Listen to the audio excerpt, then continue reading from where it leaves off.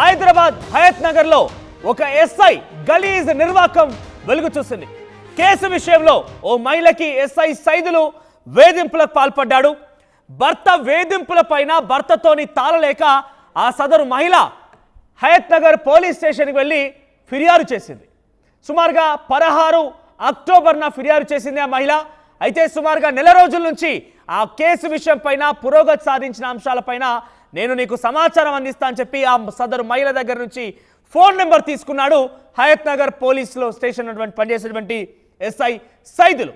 తన కోరికల్ని తీర్చాలంటూ మాట్లాడడం, కేసును పరిష్కరిస్తాను, నా కోరిక తీరిస్తే ఒంటరిగా ఉన్నారా, నేను వస్తాను, మీ పిల్లలు బడికి వెళ్ళారా, మీరు తిన్నారా లేదా, ఇంట్లో ఒంటరిగా ఉంటే చెప్పండి నేను వస్తాను, ఇలా రకంగా పలుమార్లు మెసేజ్లు చేయడం, వాట్సాప్లో ఫోన్లు చేసి వేధించడం, కమిట్మెంట్ అడిగాడంటూ ఆ బాధిత మహిళ ఆవేదన వ్యక్తం చేస్తోంది.